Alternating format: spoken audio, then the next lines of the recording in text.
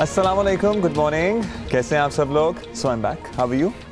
ठीक हूँ, मैं कुछ नहीं बोलूँगी। अच्छा चलें, ठीक है। अभी तक जो है मैं ना अपना सांस संभाल रही हूँ क्योंकि पिछले 3 दिनों से हमारी जो एलिवेटर है, लिफ्ट इज़ नॉट वर्किंग, तो वो 6 मंजिलें चढ़ना रोज़ तो ज़रा, लेकिन मैं जो थोड़ा सा मुश्किल यकीनन मुश्किल तो होती है, लेकिन कोई बात नहीं, इस बहाने से मैं ऊपर चढ़ता चला जाता हूँ कि सुबह सुबह एक अच्छी वर्जिश हो रही है।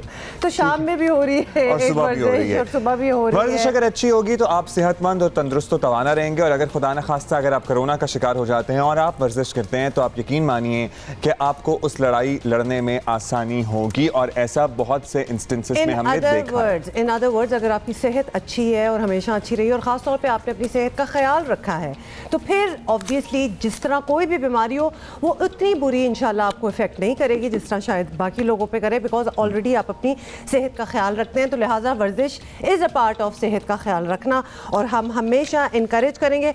आज के कुछ फिगर्स भी आपको बता दें। आज के कुछ फिगर्स भी मैं बता दूं, लेकिन मैं लाहौर से होके आ रहा हूँ। अच्छा, आप बताओ सर्दी का क्या सिचुएशन है? सर्दी ठीक है, मेरा ख्याल है कि जितनी होती है लाहौर में या जितनी है सर्दी, अब 3-4 दिनों से तो मौसम खुला हुआ था, दिन में अच्छी धूप निकल रही थी और शाम में दोबारा से ठंड हो जाती थी। धुंध वगैरह सच नहीं थी, लेकिन जितनी होती है उतनी ही है।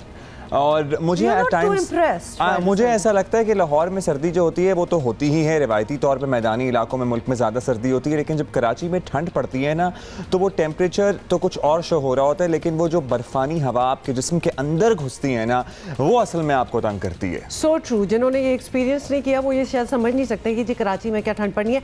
वाकई टेम्परेचर वाइज वो ठंड सिचुएशन नहीं होगी, लेकिन वो जो हवा होती है, वो जो ब्रीज, वो जो wind, whatever you want to call it, तेज चल रही होती है, आप कुछ भी पहन लेना तो वो आपको कम ही लग रहा होता है क्योंकि वो आपको हवा लग रही होती है। सो ये सारी सूरत हाल है, लेकिन लाहौर एज यूजुअल खूबसूरत है। वो किया हुआ है मास्क वगैरह नहीं करते। I was only one.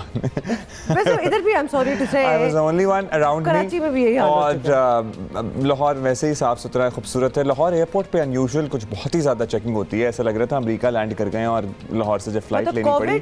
नहीं, आप तो जूते भी उतरवा के देख रहे थे। अच्छा, मतलब ये अच्छी बात भी है कि इतने विजिलेंट हो, लेकिन एट टाइम्स बहुत वियर्ड भी है क्योंकि और वो भी खासतौर पे डोमेस्टिक में अगर आप इतना ज़्यादा कर रहे हैं तो ज़रा यू स्टार्ट क्वेश्चनिंग कि क्या हुआ। इंटरनेशनल में तो you expect, in fact you want कि इतनी होनी चाहिए विजिलेंस।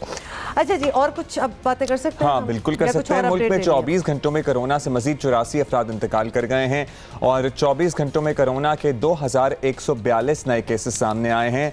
सो डेथ्स जो हैं वो अभी भी बहुत ज़्यादा हैं, लेकिन ओवरऑल अगर हम केसेस देखें तो वो हमें रिलेटिवली अगेन हम कहेंगे कुछ कम लग रहे हैं। हाँ, दैट इज़ वेरी ट्रू। और एक्चुअली नंबर ऑफ डेथ्स भी अगर देखा जाए तो we cross the 3 figures as well. हम 100 एंड समथिंग में भी चले गए थे अब, like maybe just a week और सो बैक। तो ये फिगर भी लगता है कि थोड़ा सा कम होना स्टार्ट हो गया। और कोरोना से इंतकाल करने वालों की मजमूई तादाद जो है वो भी आपको बता दें 9557 जब से ये स्टार्ट हुआ है अर्लियर दिस ईयर। और मुल्क भर में कोरोना मरीजों की तादाद जो है वो भी आपको बता दें 4,62,814 हो गई है। अभी हमारे पास वैसे बहुत कुछ है तो हम शुरू करते हैं with this hours top stories.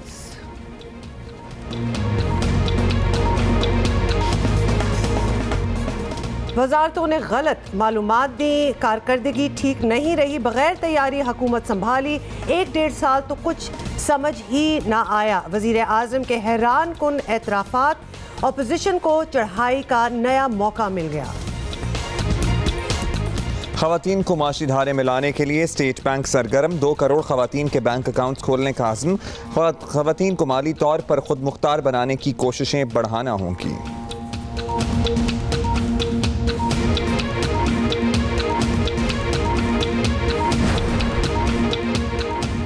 और हम याद करेंगे मलका तरन्नुम नूर जहां को, जिनकी आवाज़ का जादू आज भी सर चढ़ कर बोलता है।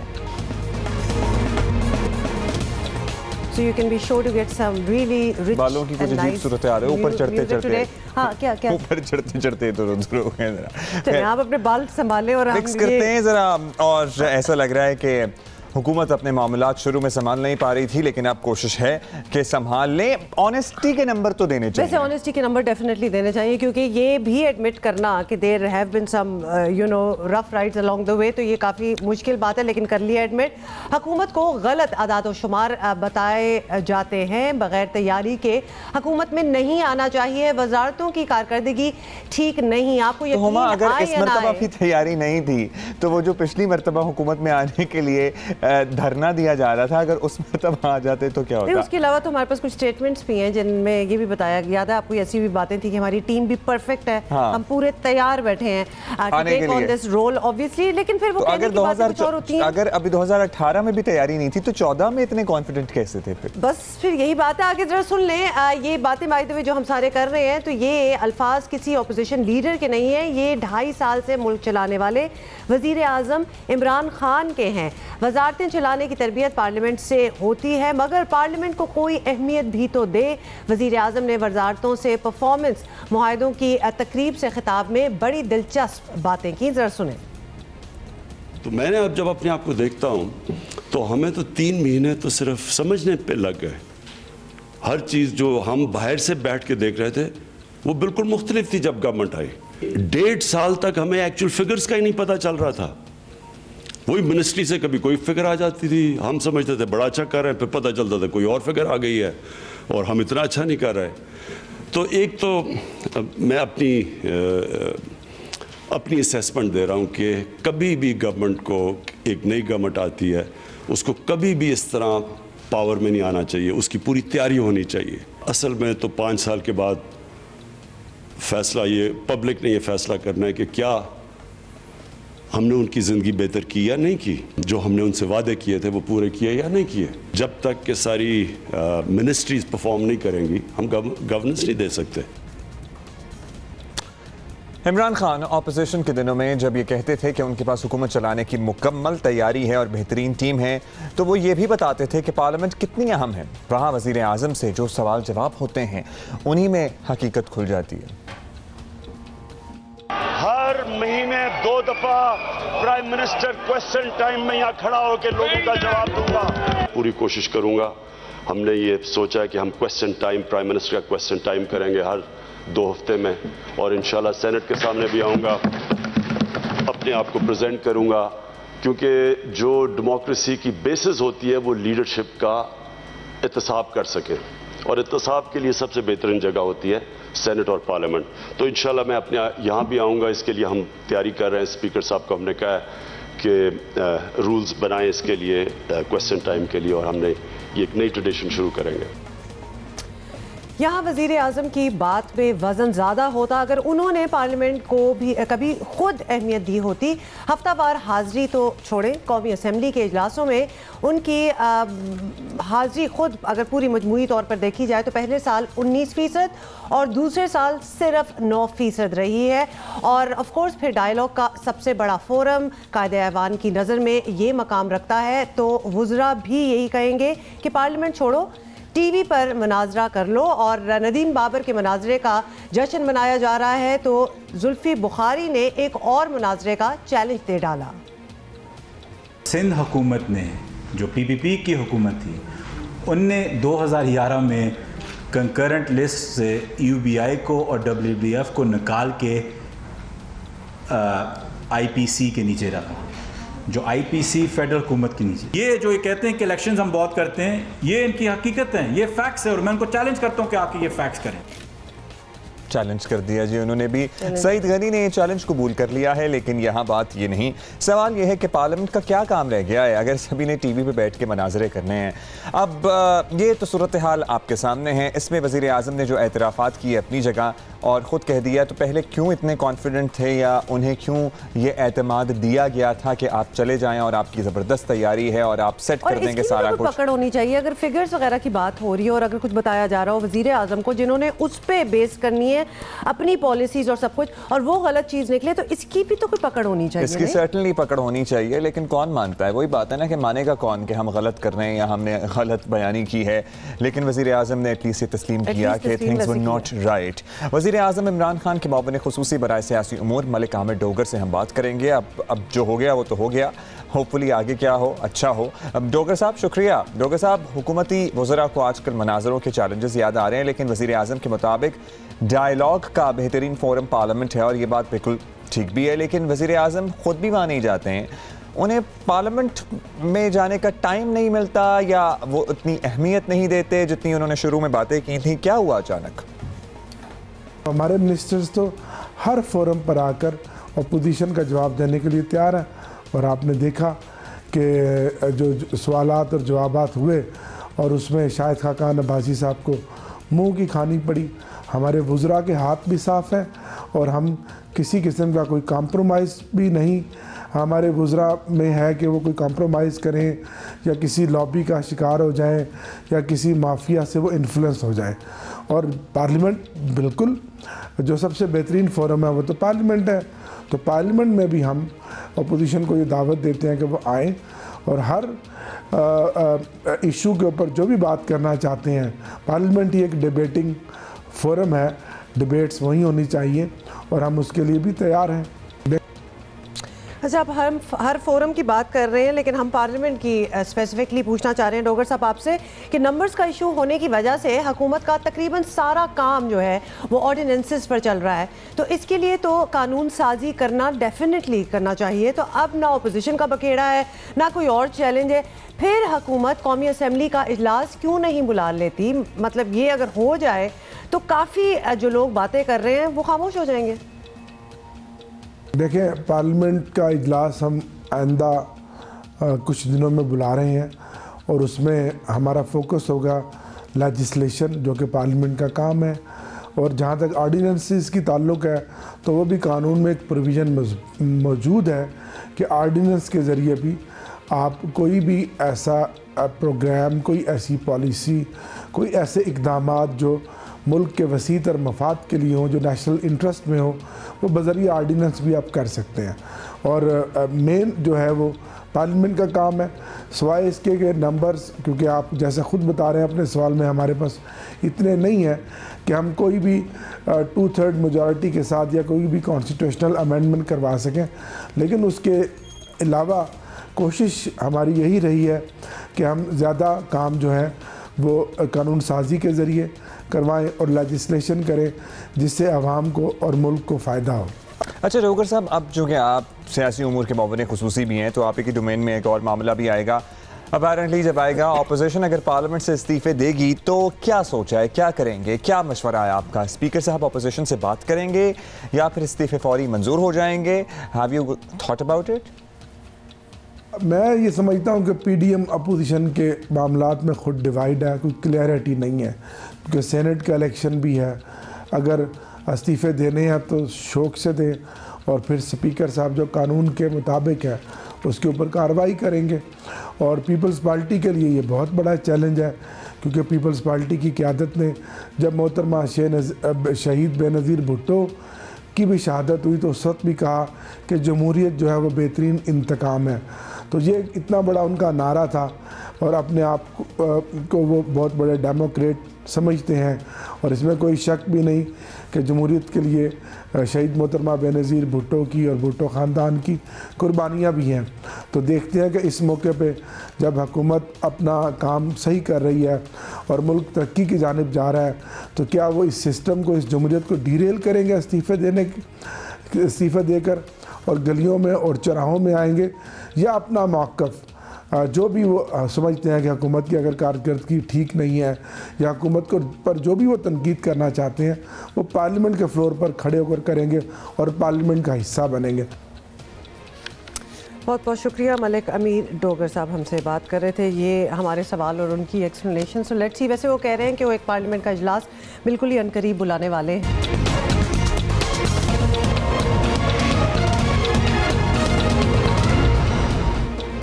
Good morning once again. मुल्क के माशी धारे में ख़वातीन की शमूलियत बढ़ाने के लिए स्टेट बैंक ने दुरुस्त जानिब कदम उठाया है।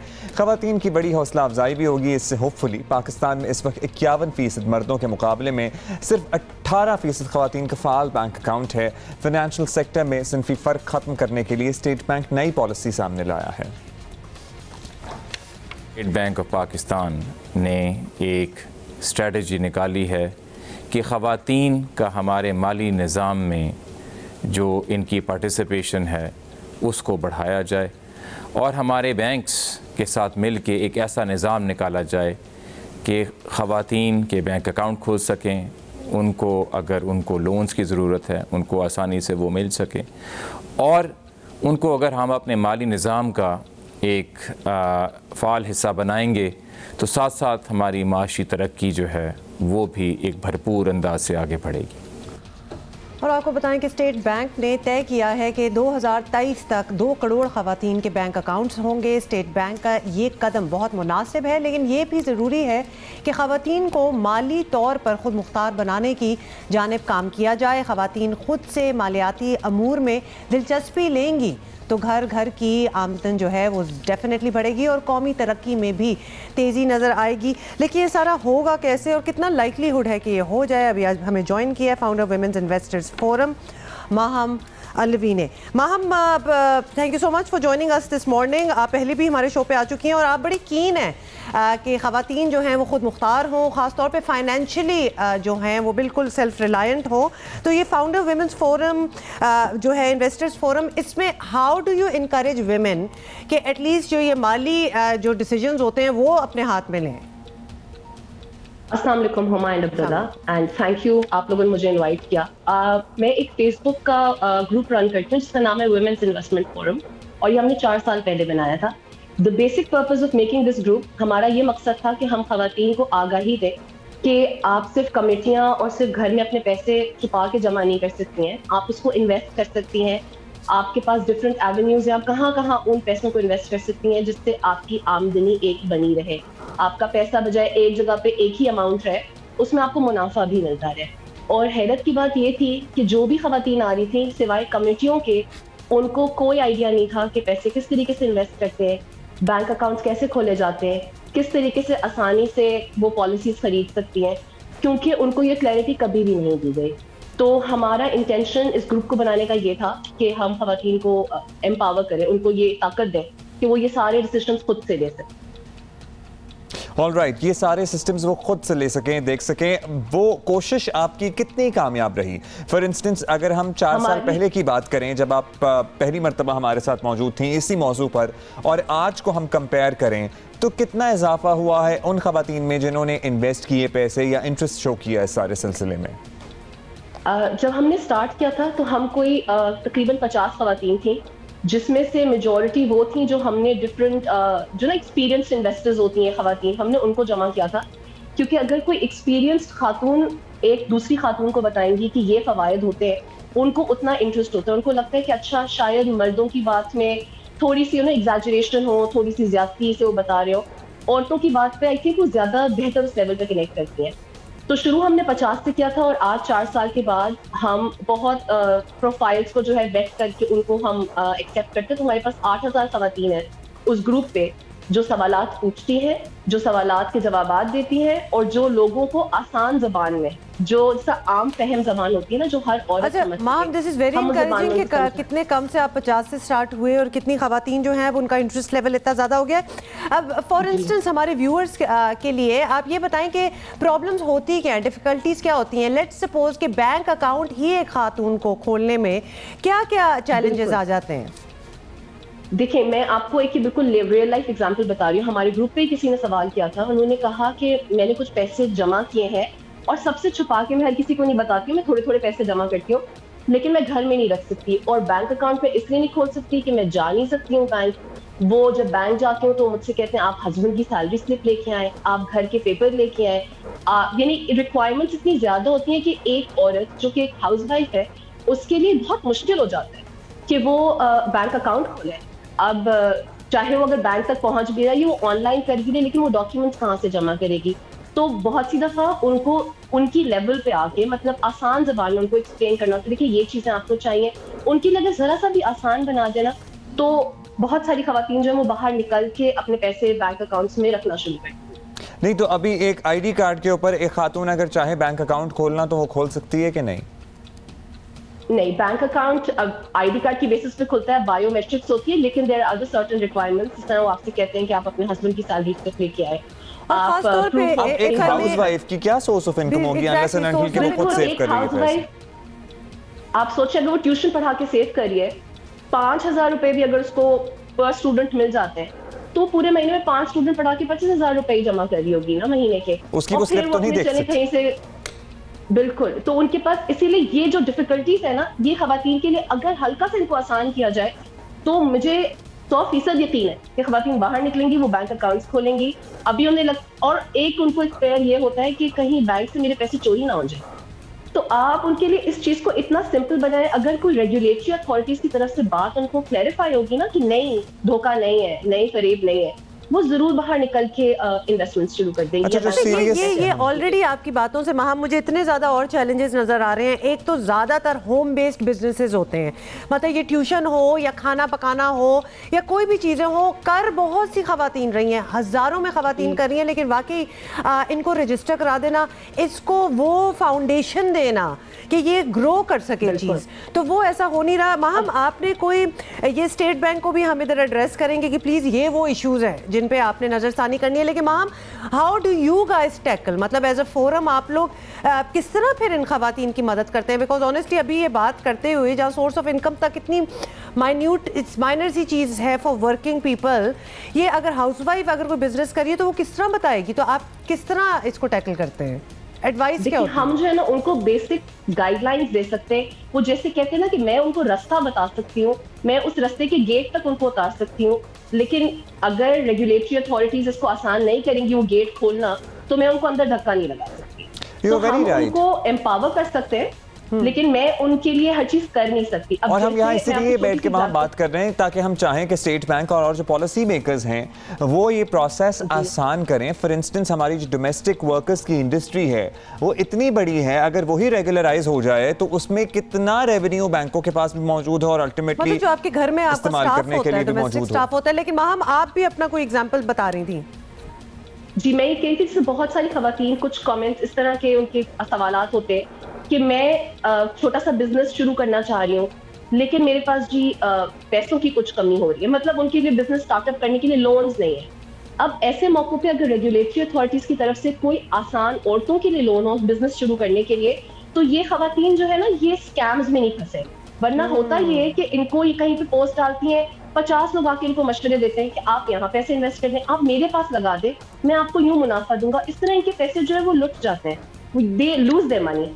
तो अगर रेगुलेटरी अथॉरिटी की तरफ से हर चीज क्लैरिफाई होगी कि ये लोन लेने का बेसिक तरीका ये है, आपकी पॉलिसीज लेने का बेसिक तरीका ये है, आपकी रीपेमेंट इतने आसानी से हो जाएगी, तो क्यों नहीं खवातीन लोन्स लेके अपने बिजनेसेस शुरू करेंगी? हमें उन्हें एम्पावर करना है कि वो अपने पैरों पे खड़ी हो सके, आसान कर्जे इन्हें दिए जाए।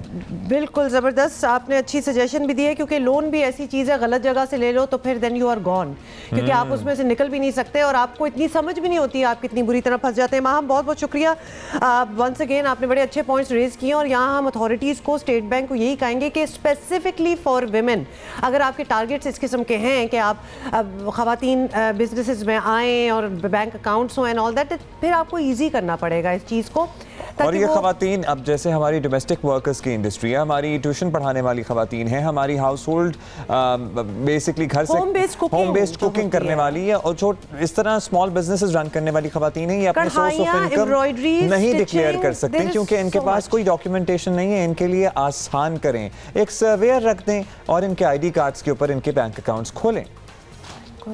एब्सोल्युटली। अच्छा जी, आप ब्रेक के बाद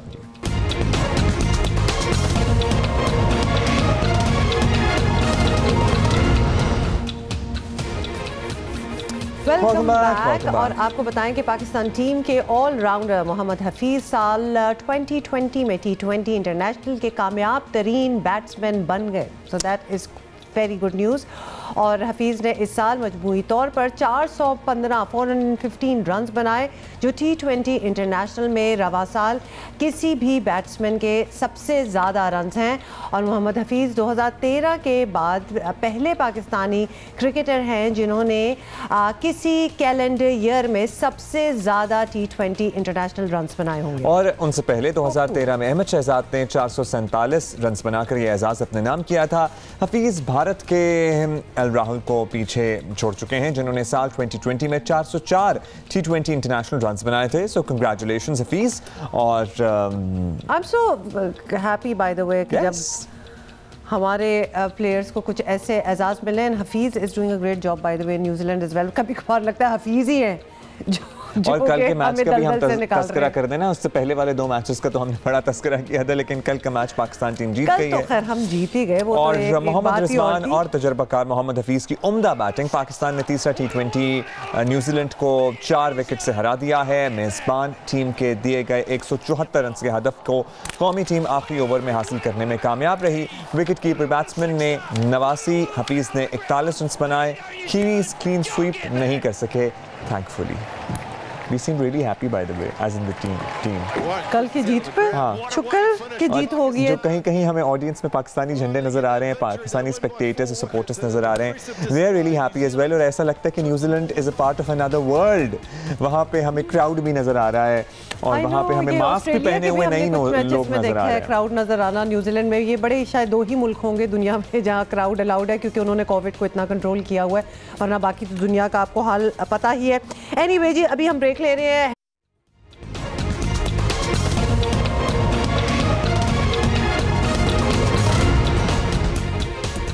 welcome, good morning once again. कैसे हैं आप सब लोग? गुड मॉर्निंग, अस्सलाम वालेकुम। एंड आपकी किसी की ट्वीट आई है 1-2 लोगों की, जिन्होंने they are stunned to see madam's daughters, कि वो कितनी मैडम से मिलती हैं। पिछले घंटे में हम मैडम नूरजहां को ट्रिब्यूट भी दे रहे थे, उनकी बेटियों का एक छोटा सा हमने क्लिप भी दिखाया। They were talking about their mother, और वाकई बड़ी स्टनिंग है। अफसोस की बात, बिल्कुल आपने सही कहा, जिन्होंने हमें लिखा कि काश ये गाती होती मैडम की तरह तो क्या बात होती। तो वो वाला एलिमेंट बीच में नहीं आया, but they are stunning like their mother. अच्छा जी, बहुत सी बातें करनी है हमने, ज़रा कुछ महंगाई का तस्करा भी करेंगे, लेकिन कुछ हमारी रिवायतें हैं।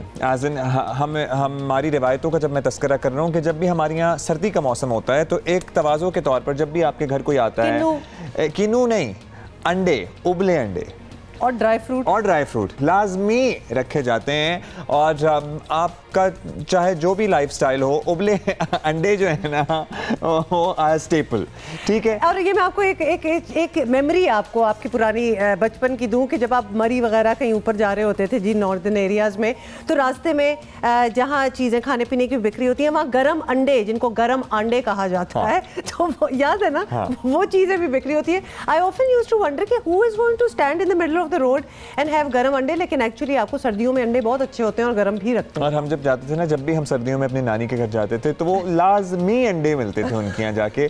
सो ये पर्टिकुलरली जहाँ मैदानी इलाके हैं पंजाब में, अतराफ में, ये बहुत ज़्यादा ट्रेंड है। लेकिन अब ज़रा मुश्किल हो जाएगा, क्योंकि अंडे जो है ना वो गरीब आदमी की पहुंच से बिल्कुल बाहर हो गए हैं। सो अंडा खाना भी एक गरीब के लिए अब मुश्किल हो गया है। But we will talk about that in detail after these top stories.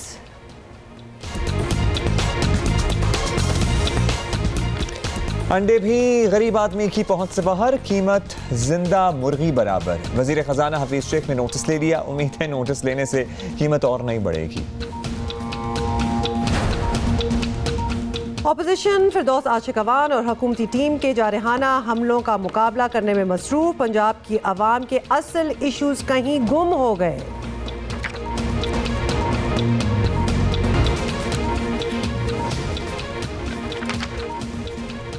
So this is a great opportunity for a lot of young filmmakers। लेकिन अभी हम आपको बराह रास्त दिए चलेंगे।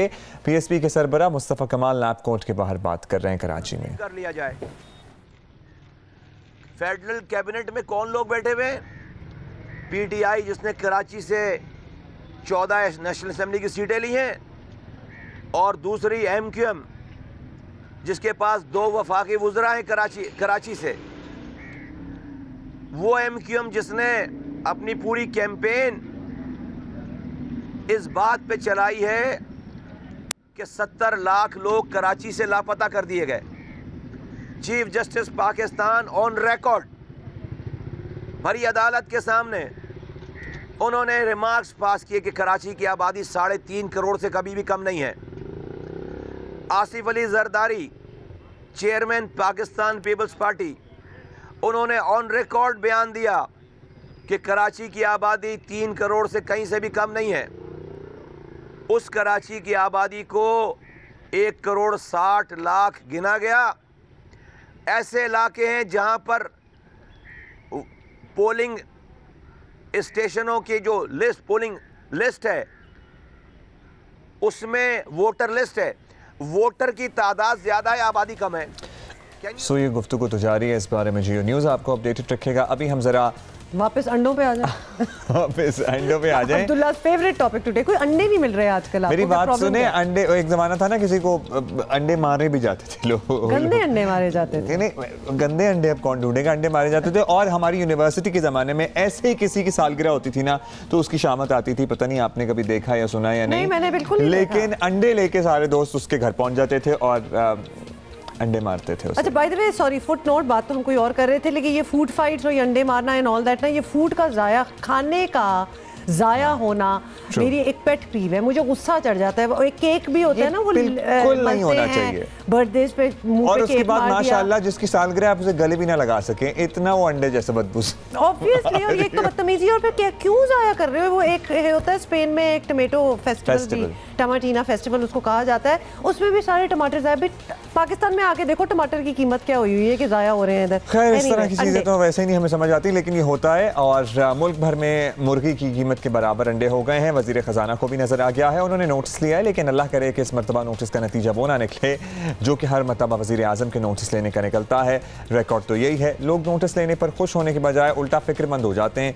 कौमी प्राइस मॉनिटरिंग कमेटी के इजलास में वफाकी वज़ीर ख़जाना डॉक्टर अब्दुल हफीज़ शेख ने कॉमर्स मिनिस्ट्री और सूबों को हिदायत की है कि अंडों और घी की कीमतों में इजाफे को कंट्रोल करें।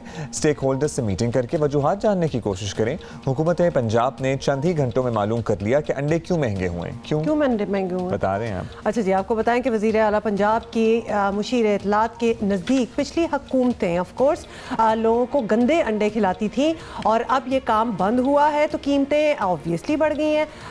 अगर आपको मुझ पर यकीन नहीं आ रहा तो मुझे भी नहीं आया था कि ये कोई बात कर भी सकता है। खुद सुन रहे। इससे पहले जो गंदे अंडों के ज़रिए बेकरीज के अंदर कंजम्पशन होती थी, जो एक्सपायर्ड अंडे थे उनको बेकरीज में यूज़ कर लिया जाता था, और बिस्किट की फैक्ट्रियों में यूज़ कर लिया जाता था, केक्स में यूज़ कर लिया जाता था। जब से ये कानून की अमलदारी के लिए इन्होंने शिकंजा सख्त किया, तो अब वो डिमांड सप्लाई गैप आ गया, क्योंकि जो लोग पहले वो गंद आपको खिलाते थे, अब उन्हें मार्केट से वो एक्चुअल जो हमारा क्वालिटी प्रोडक्ट है वो लेनी पड़ रही है, जिसकी वजह से पीछे आगे डिमांड बढ़ी, सप्लाई उतनी नहीं है, तो ये क्राइसिस आया जो वक्ती है। She was actually serious? No, I can't believe she said that। कि देखें, बात ये, और जब हम इनसे बात करेंगे तो हम इनसे बात ये कर भी लेंगे कि आपने कैसे कह दिया, और ख़ास तौर पे वो बेकरी वगैरह को फ़रोख्त कर देते थे पिछली हुकूमतें अंडे। तो आवाम क्या जाहिल पागल बैठी हुई है कि वो गंदे अंडे खा रही थी केक्स में और ब्रेड्स में, और बीमार भी नहीं हो रहे थे लोग। Sweeping statements need to stop, they really need to stop. या तो आप बताएं कि आपने कहाँ इन्वेस्टिगेशन की और आपको पता चला है कि ये पिछली हुकूमतें कर रही थी। पता लगा है ना। वैसे डॉक्टर साहब, बहुत से हमारे टीवी शोज होते हैं ना, उसमें मुख्तलिफ पॉलिटिशियंस की डमीज बनते हैं लोग। हाँ। तो डॉक्टर साहब की बड़ी अच्छी डमी बनते हैं ऐसे लोग। वैसे अपने अली मीर भी बड़ी अच्छी बनते हैं, वैसे वो भी एकदम से याद आया। अच्छा जी, अभी हम जरा बात कर लेते हैं। वैसे खान साहब ने कल कोई मीटिंग जो हुई है उसमें ये कह दिया है कि पिछली हुकूमत को जिम्मेदार ठहराना छोड़ दें, अब इस चीज से निकल दें। और शुक्र है खान साहब आपने तो खान साहब खुद भी निकलेंगे, खान साहब खुद निकल जाएंगे ना, उन्होंने अपना डिसाइड कर लिया है, इसलिए वो आगे पास ऑन कर रहे हैं कि मैंने भी छोड़ दिया अब, और तुम लोग भी ना करो, तो प्लीज मत करो। हाँ, बिकॉज इस ये बात जुमला सुन के जब 2.5-3 साल हो जाए ना, बड़ी तब चढ़ती है to be honest.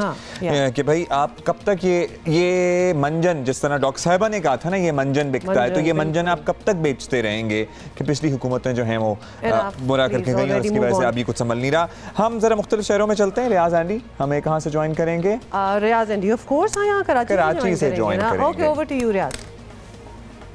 Abdullah, Huma, ये जो मेरे हाथ में उछलता देख रहे हैं आप, एक 17 रुपए का है, 12 लेंगे तो 200 रुपए के हैं। डिमांड बिल्कुल गिरी हुई है, लेकिन इसके बावजूद कीमत ज़्यादा है। वाई? बिकॉज वो जो कोरोना लहर थी 1-1.5 साल के अंदर, जो पूरी सप्लाई चेन है मुर्गी से रिलेटेड, वो बुरी तरह मुतासर हुई है। डिमांड इस कदर कम हुई और जो सप्लाई आ रही थी उसे कैसे मैनेज किया जाए, वहाँ पर किसान जो है वो परेशान हुआ है, बहुत से फार्म जो है वो बंद हुए हैं और उसकी वजह से जो इम्पैक्ट है वो आपको पूरी सप्लाई चेन पे नज़र आ रहा है। अंडा महंगा, बच्चा महंगा, फीड महंगी, फीड के बाद जो है वो मुर्गी जो आ रही है वो भी महंगी, फीड भी जो है 1100 रुपये थी वो भी बढ़ गई है। तो अंडा और अंडे की कॉस्ट में जो मेजर पोर्शन है वो 80% फीड का है। तो यू कैन अंडरस्टैंड कीमत जो है वो बढ़ी हुई है। और क्यों है ये बताया कि कोरोना है, हुकूमत यहाँ पे कुछ कर सकती थी यकीनन, ये कि क्योंकि सप्लाई ये बड़ा इम्पोर्टेंट सोर्स है लोगों की ग़िज़ा का, तो वो सोचती कि हमारे लोगों को आगे सप्लाई मिलती रहे, उसके लिए इस इंडस्ट्री को कैसे बचाया जाए। वो काम हुआ नहीं। अंडे की कीमत कहते हैं कि वो नहीं हुआ, अंडा 17 रुपये का है और छोटा भी है। रियाज एंडी कहते छोटा अंडा भी है, इतना बड़ा भी नहीं था और साथ उछाल रहे थे। मैंने कहा जल्दी भाई ना उछाल लो, इतने महंगे हो गए अंडे। चलें, ये तो आपने सुन लिया 17 रुपीज़ पर एग का हिसाब किताब रियाज एंडी बता रहे थे। जवाद मलिक लाहौर में इंतज़ार कर रहे हैं हमारा। ओवर टू यू जवाद, बताइएगा वहाँ क्या हाल है? जी, इस वक्त लाहौर में जो अंडा है, ब्रायलर अंडा है, मुर्गी का अंडा, वो इस वक्त उसका जो रेट है फ़ी दर्जन वो 200 रुपये के लगभग है और ये सरकारी रेट है। और इससे बल्कि जो दुकानदार है बाज़ जगह पर 210 और 220 रुपये दर्जन भी बेच रहे हैं, जो छोटे महल्ले हैं जहाँ पर चेक एंड बैलेंस नहीं होता। और जो देसी अंडे की कीमत है वो इस वक्त 300 रुपये से तजावज़ कर चुकी है।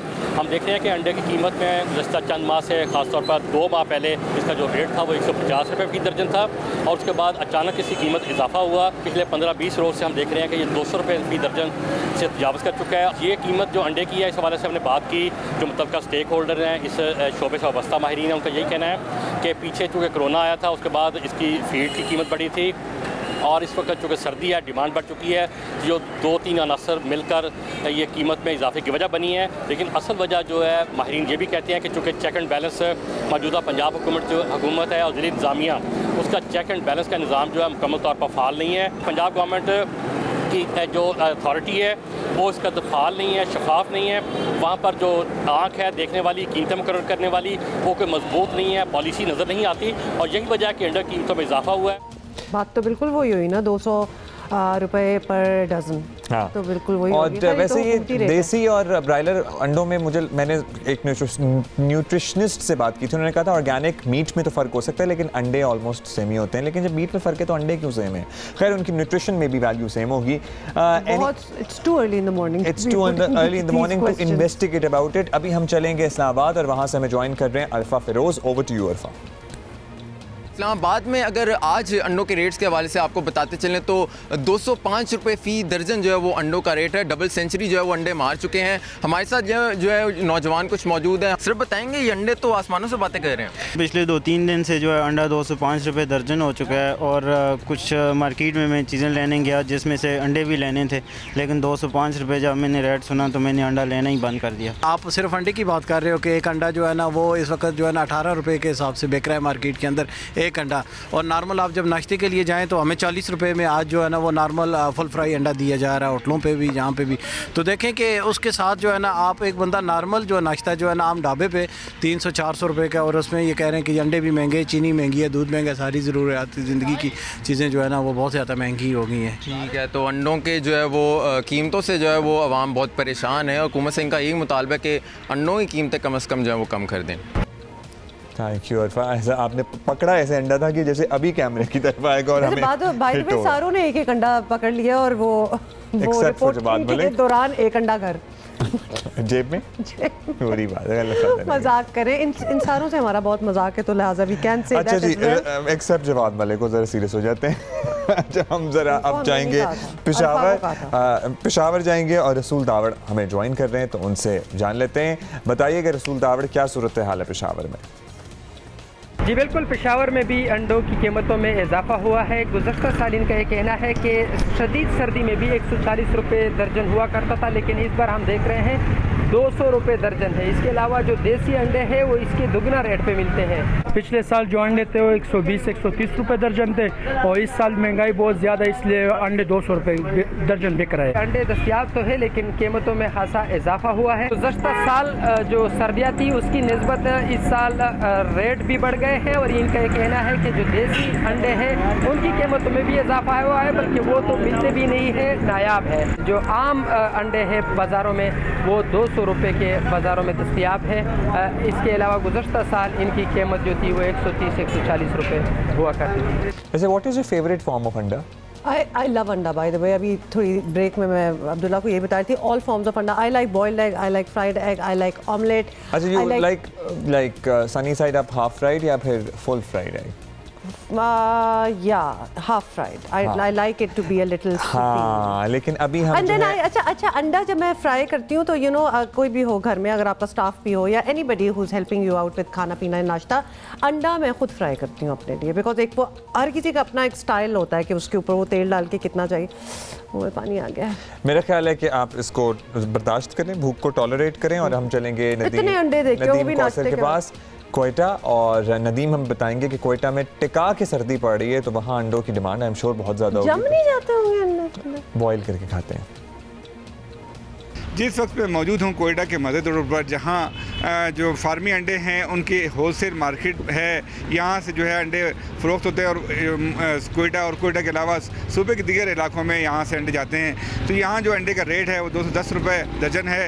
ये जो होलसेल सेलर्स हैं उनका कहना है कि तकरीबन एक हफ़्ता हो गया है इन अंडों की कीमतों में इस्तेकाम आया है, और 210 रुपये के फ़ी दर्जन जो है अंडे फ़रोख्त हो रहे हैं। लेकिन जो आम दुकानें हैं, बेकरीज़ हैं, दूसरी दुकानें हैं, उनमें जो है 240 रुपये दर्जन तक अंडे फ़रोख्त हो रहे हैं, जबकि अंदरून बलूचिस्तान जो है इनका रेट 260 रुपये दर्जन तक भी जा पहुंचा है।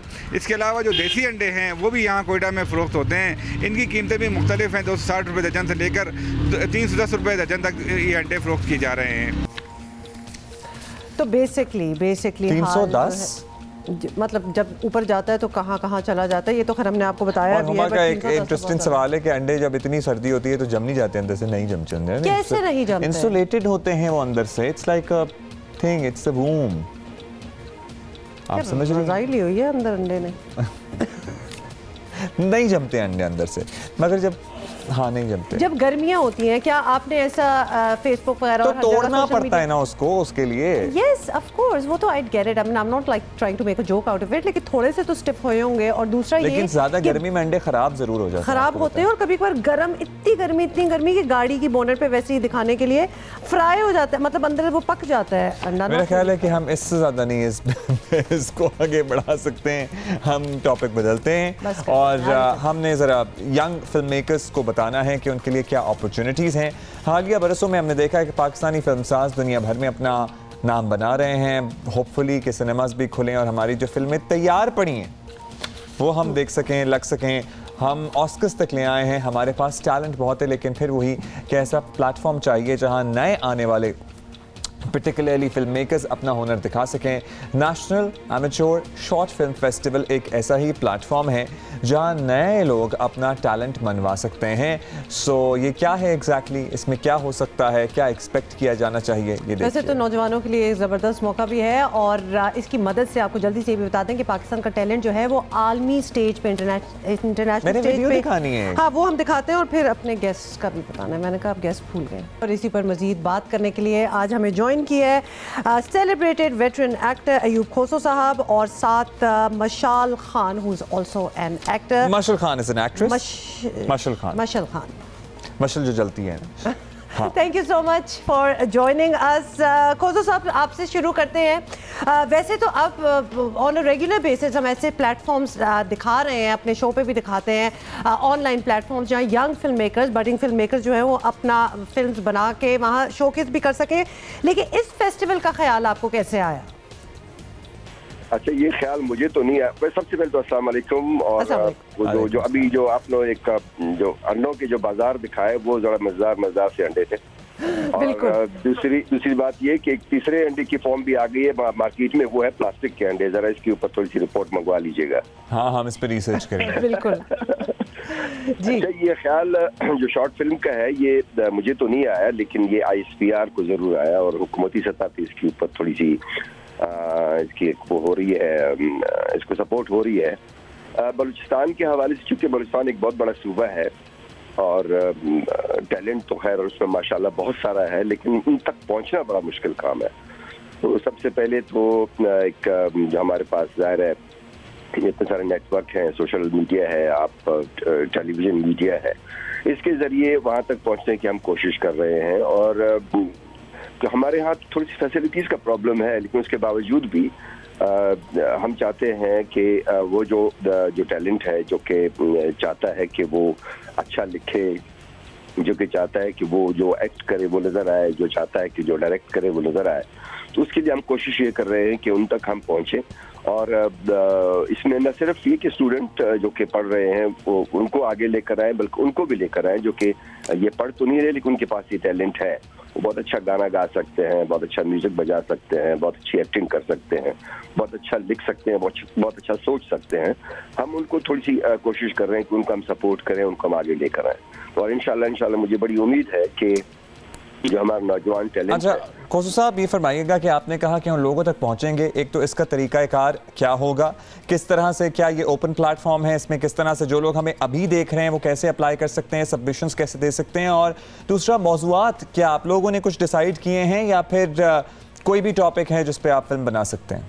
देखिए, मेरा ख्याल है कि इस वक्त शायद आपके पास इसका ब्रोशर मौजूद हो, अगर नहीं तो आप अगर वो ब्रोशर जो है ना वो उसको आगे डिस्प्ले कर सकें, या इसकी बाकायदा एक रजिस्ट्रेशन इसके ऊपर है कि आप उसको कैसे अपने आप को रजिस्टर करवा सकते हैं।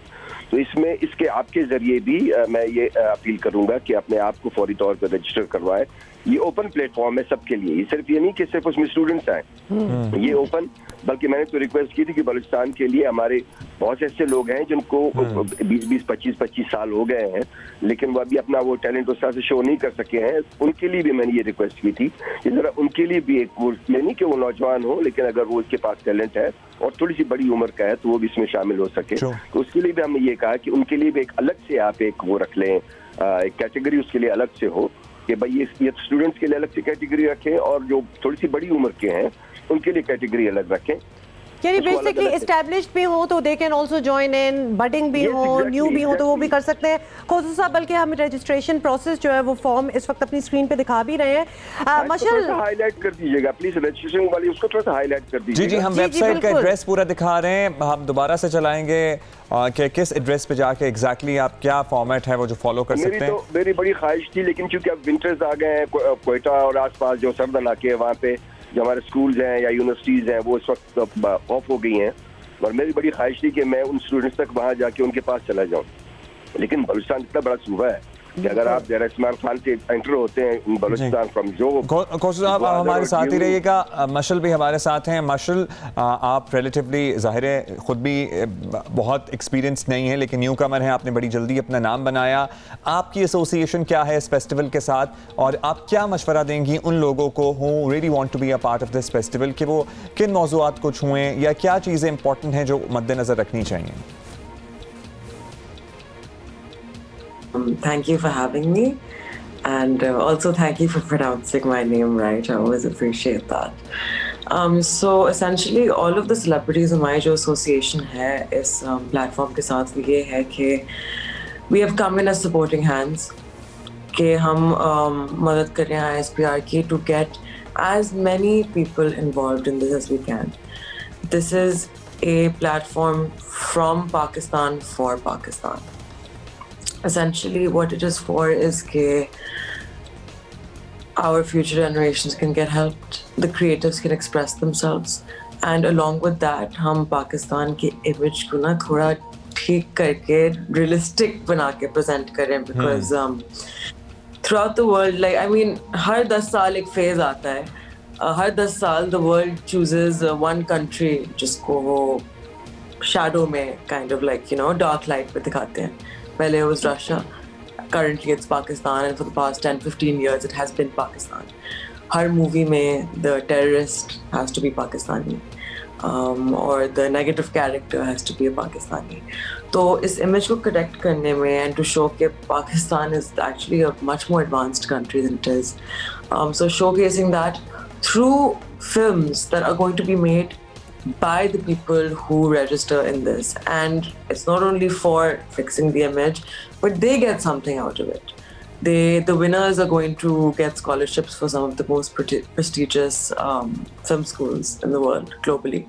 And then once they come back, they will have job opportunities waiting for them here. So overall, मुझे लगता है कि कोई losing situation है ही नहीं. Like ठीक है, if you don't win, no problem. आपको at least पता तो है कि this is an avenue that I would like to pursue, and this is an option. And for the winners, great, life changes. Winners के लिए incentive बहुत ज़बरदस्त हैं भाई, स्कॉलरशिप मिल सकती है, दुनिया की बेहतरीन फिल्म स्कूल में जाके पढ़ने का मौका मिल सकता है। माशाल्लाह हमारे साथ हैं अयूब खोसू साहब, हमारे साथ हैं। ब्रेक लेते हैं और ब्रेक के बाद वापस आते हैं। Good morning.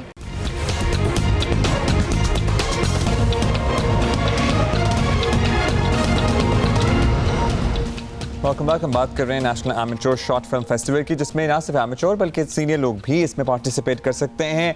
वेबसाइट पे जाके आपने रजिस्टर करना है ispr.gov.pk/NASFF। हम आपको दिखा भी रहे हैं। अयूब खोसू साहब और मशल हमारे साथ मौजूद हैं।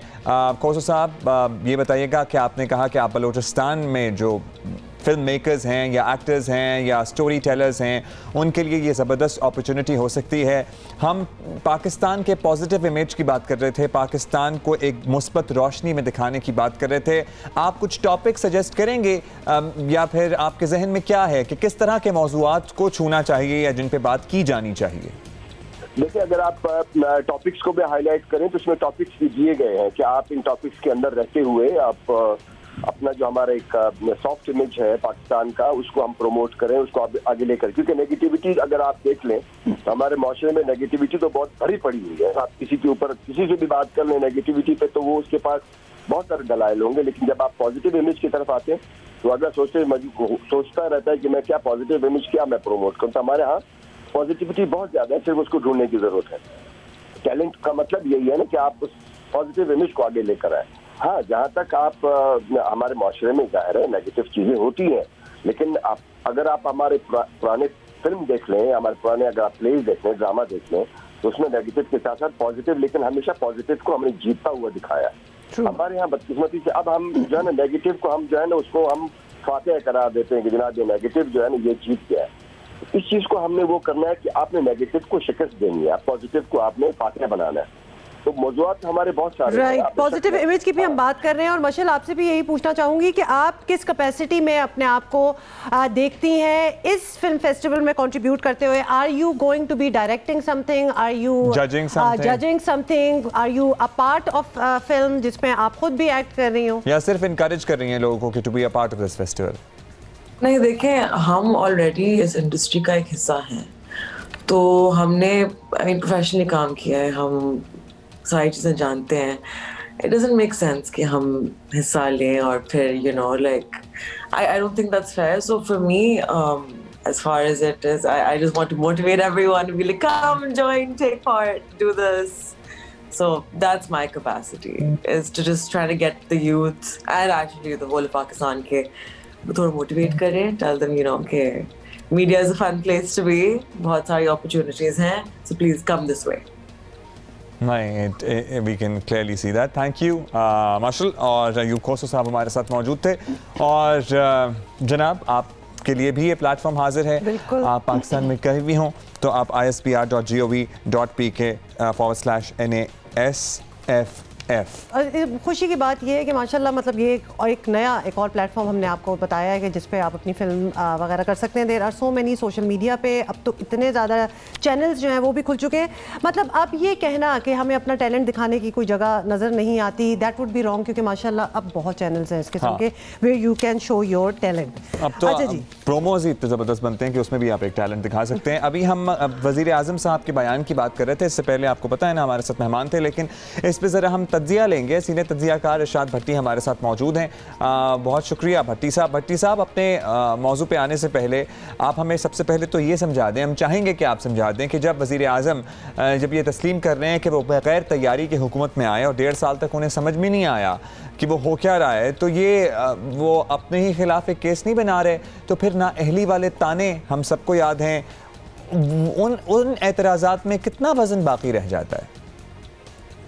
पहली बात यह है कि आपको याद होगा कि एक इलेक्शन 2018 के इलेक्शन के करीब वज़ीर आज़म ने यह भी फरमाया था कि बहुत अच्छा हुआ हमें पहले हुकूमत नहीं मिल गई, मतलब 2013 में हुकूमत नहीं मिल गई वफाकी, क्योंकि हम KPK में गए और हमने वहाँ से सीखा, तो अब हम इस काबिल हुए हैं कि हम ये फेडरल हुकूमत में आके तो चला सकें। दूसरी वज़ीर आज़म साहब एक मरतबा हम जो पहली उनकी प्रेस ब्रीफिंग थी, हम सारे बैठे हुए थे, जो एंकर्स और एनालिस्ट और जो मेन सहाफ़ी सारे बैठे हुए थे, तो वज़ीर आज़म से पूछा गया, काशिफ अब्बासी साहब ने सवाल किया था एयर वाई वाले के काशिफ अब्बासी साहब ने, कि आप तैयार नहीं थे, क्या था कि जिस तरह का आपका लग रहा है, 22 साल आपने कहते रहे कि मेरे पास बेस्ट मुआशी टीम है, मेरे पास फ़लाना फ़लाना, तो उन्होंने कहा मैं तैयार था मगर मुझे पता नहीं था हालात इतने ख़राब हैं। और कल अब वज़ीर आज़म साहब ने कह दिया है कि बग़ैर तैयारी के नहीं आना चाहिए और मईशत की पहले साल समझ ही नहीं आई। तो ये वो वज़ीर आज़म हैं इमरान खान साहब के जो हमें हर मामले पे कहा करते थे कि मेरे पास ऐसी टीम है कि आपकी अकल दंग रह जाएगी, और मेरे पास मुआशी टीम ऐसी है, माहौलियाती टीम ऐसी है, इंटीरियर की टीम ऐसी है, खारजा पॉलिसी की टीम ऐसी है, इदारा जाती रिफॉर्म्स की टीम ऐसी है, पुलिस पटवार की टीम ऐसी है, मेरे ये वादे, ये दावे, ये नारे 22 साल के स्ट्रगल के बाद जब उसके बाद आए तो क्या पता क्या चला कि होमवर्क नहीं था, right people for right job नहीं है और जज़ा सज़ा नहीं है। तो ज़ाहिर है अब ये वज़ीर आज़म साहब ने कहा है तो सही कहा होगा। चलिए, ये तो आपने एक्सप्लेन कर दिया। अब ज़रा बात पे आ जाते हैं, और ख़ासतौर पे वज़ीर आज़म ने भी कुछ ऑफ़र्स दिए हैं, उनके हवाले से अपना ओपिनियन बताएं कि हुकूमती वज़रा एक के बाद एक अपोजिशन वालों को मुनाज़रों की डिबेट्स का खुला चैलेंज दे रहे हैं। वज़ीर आज़म के मुताबिक ये डायलॉग का असल मकाम जो है वो पार्लियामेंट है। तो आपकी नज़र में TV मुनाज़रे होने चाहिए, जैसे TV डिबेट्स होती हैं वेस्ट में भी हमने बड़ा देखा है, या फिर पार्लियामेंट में डायलॉग? आपका वोट किस तरफ होगा? मेरा ख्याल है वो तारीख़ बताती है कि हलाकू या चंगेज़ खान जब बगदाद पे हमला करने आ रहा था और जब उसने हमला किया बगदाद पे, तो उस वक्त सारे वहाँ मनाजरे ही कर रहे थे, अब वो सारे जो बगदादी थे, और फिर उसने ऐसे खोपड़ियों के मीनार बना दिए। क्या मनाजरे हैं? पार्लियामेंट ना, कोई पार्लियामेंट का कोई फ़ायदा है? 2.5 साल में इस पार्लियामेंट ने हमें क्या दिया, इस कौम को क्या दिया? 72 सालों में इस पार्लियामेंट से हमने क्या निचोड़ा, क्या निकाला? जमहूरियत, पार्लियामेंट, ते फलाना सिविलियन बालादस्ती, ते इनकलाब, खुदा का खौफ करें। अवाम के मसाइल क्या हैं, हमारे मुल्क के मसाइल क्या हैं, हम मुनाजरों में लगे हुए हैं। तो यानी भट्टी साहब has no faith in parliament, neither or in maybe democracy. I wonder, and we have serious reservations भट्टी साहब about that, क्योंकि उसका कोई alternative source of running government हो नहीं सकता और होना चाहिए भी नहीं। और जब सही काम चल रहा हो तो काम अच्छा भी चलता है। पूरी दुनिया में ऐसी मिसालें हैं, हम सिर्फ यहाँ से नताइज अखज़ नहीं कर सकते जो हमारे यहाँ होता रहा है। भट्टी साहब, मसला यहाँ ये भी है कि पार्लियामेंट को सबसे ऊपर कहने वाले हर हफ्ते असेंबली में जवाबदेह होने का वादा भी था, आपको पता है वज़ीर आज़म का, वो खुद असेंबली में बहुत ही कम आते हैं। अभी हमने परसेंटेज तक बता दी थी कि पहले साल कितनी दफ़ा, अब कितनी परसेंटेज रही आने की, 1909। फिर पार्लियामेंट एक तरफ रखकर TV मनाजरों का फैशन आ गया है। तो इस तरह ऐवान को वक़ार कैसे मिलेगा? वैसे तो आपकी थॉट्स पता ही लग गई हैं, लेकिन फिर भी आप बताएंगे। तो भाई ये ग़ुलामों के ग़ुलाम हैं, नौकर हैं, ये ऊपर आका बैठे हुए हैं, ये आपने आकाओं के नौकर हैं जो ये आगे तोतों की तरह बोलते हैं। आज अगर आप पार्लियामेंट ख़त्म कर लें, सेनेट ख़त्म करें, ये गवर्नर हाउसेस ख़त्म करें, ये बड़े बड़े वज़ीर आला हाउसेस ख़त्म करें, ये फजूल सारी चीज़ें ख़त्म करें, और कोई इस मुल्क के लिए, खुदा के लिए कोई एक थोड़ी सी एक छोटी कैबिनेट बना के कोई इस मुल्क के मसाइल हल करें। क्या फ़र्क पड़ता है? मैं अक्सर सोचता हूँ कि सिंध के एक अंदरूनी सिंध के गोट को और बलूचिस्तान के किसी ज़ोब के आगे पसमानदा इलाके को और साउथ पंजाब के किसी पिंड को क्या फ़र्क पड़ता है? ऊपर कोई डिक्टेटर बैठा हो या जमहूरियत वाला बैठा हो, ये हमारे फैशन है। भट्टी साहब बहुत बहुत शुक्रिया हमें ज्वाइन करने का। इरशाद भट्टी साहब, सीनियर तज्ज़ियाकार। वैसे एक रिमाइंडर आपको बता दें कि जब वज़ीर आज़म नहीं थे तो तब वो कहते थे कि मैं जब बनाऊंगा अपनी हुकूमत तो 17 रुकनी मेंबर्स, मतलब 17 मेंबर्स काबीना ये मेरी अभी तो हाफ सेंचुरी हो गई, हाफ सेंचुरी से ज़्यादा है, हाफ सेंचुरी से ज़्यादा है, और हम उस पर भी तनकीद नहीं कर रहे। जब आपको ज़रूरत पड़ती है तो then you have to take certain measures, लेकिन पहले से स्वीपिंग स्टेटमेंट्स दे देना फिर दे फॉल। वो एक मौजू तो नहीं है, वो हर ही मौजू के बारे में, हर ही पॉलिसी और हर ही ऑलमोस्ट तो टाइम नहीं है कि उस हर पे हम जा सके। ब्रेक के बाद मिलिए, कुछ और बात करेंगे।